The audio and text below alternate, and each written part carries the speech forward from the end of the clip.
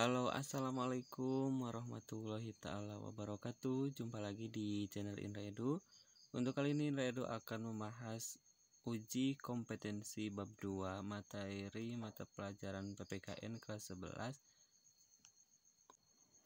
Oke, bagi teman-teman yang belum mensubscribe channel ini, silahkan subscribe terlebih dahulu.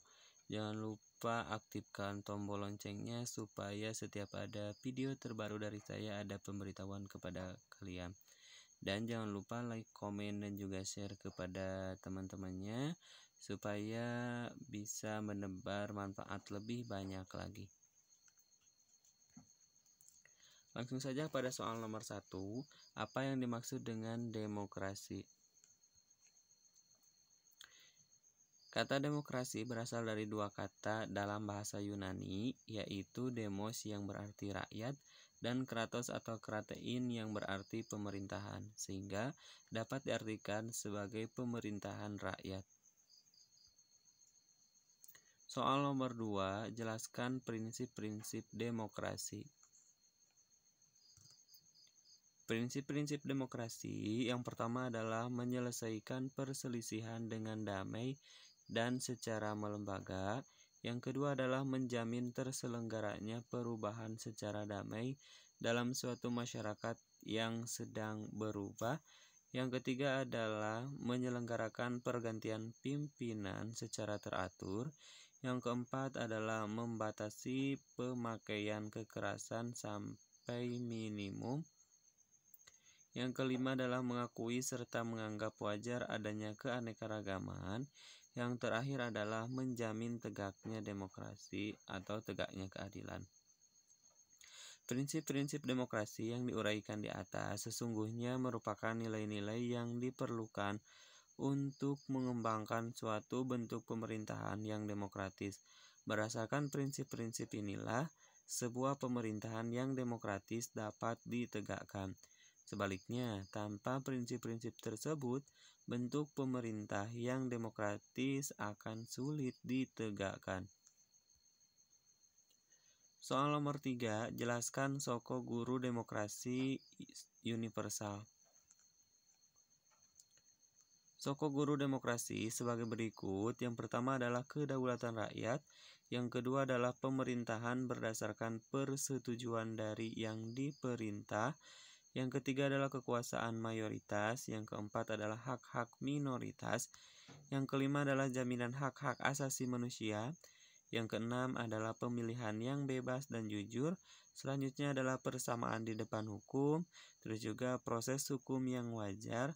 Terus juga yang selanjutnya adalah pembatasan pemerintahan secara konstitusional. Yang selanjutnya adalah pluralisme sosial, ekonomi, dan politik. Yang terakhir adalah nilai-nilai toleransi, pragmatisme, kerjasama, dan mufakat. Soal berikutnya, soal nomor 4, jelaskan nilai demokrasi Pancasila jika dibandingkan dengan demokrasi lainnya. Jawabannya, demokrasi Pancasila memiliki nilai lebih jika dibandingkan dengan demokrasi di negara lain. Demokrasi Pancasila mengandung beberapa nilai moral yang bersumber dari Pancasila, yaitu yang pertama adalah persamaan bagi seluruh rakyat Indonesia. Yang kedua adalah keseimbangan antara hak dan kewajiban.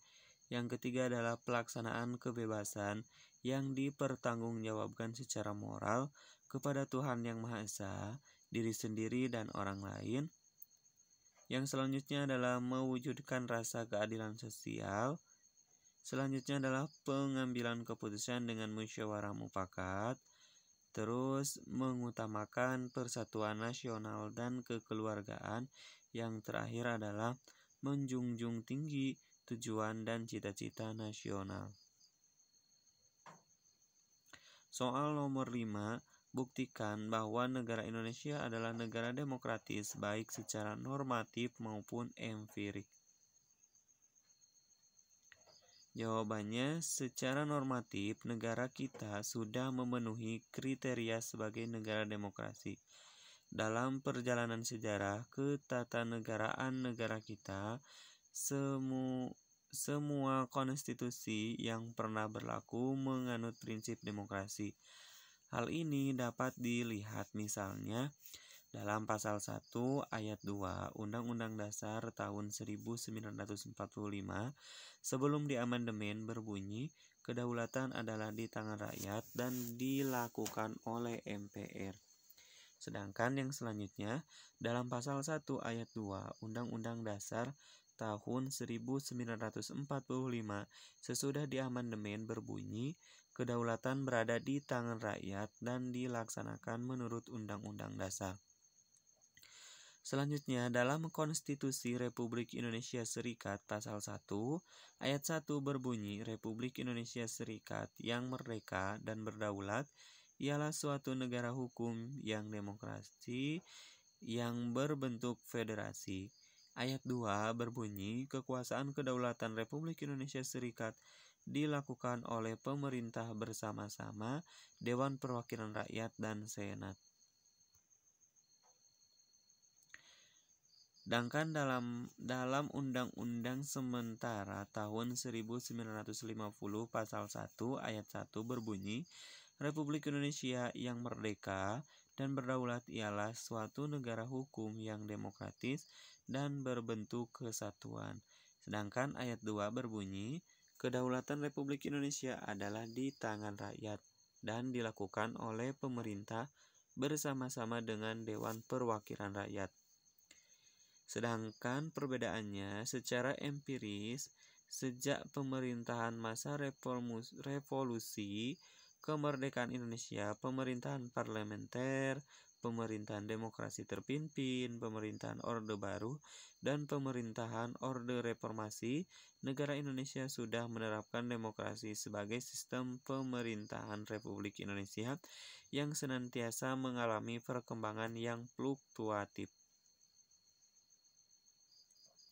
Soal nomor 6, kemukakan prinsip-prinsip yang perlu dilaksanakan untuk mewujudkan kehidupan yang demokratis. Jawabannya untuk soal nomor 6, prinsip-prinsip yang perlu dilaksanakan untuk mewujudkan kehidupan yang demokratis adalah sebagai berikut.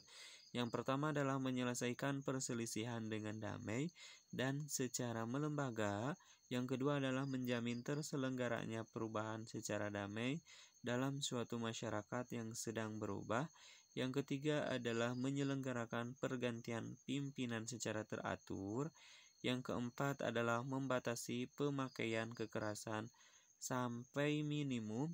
Yang kelima adalah mengakui serta menganggap wajar adanya keanekaragaman. Yang terakhir adalah menjamin tegaknya keadilan. Sekian dan terima kasih. Jangan lupa tekan tombol subscribe, like, dan komen. Juga share kepada teman-temannya. Semoga bermanfaat. Assalamualaikum warahmatullahi wabarakatuh.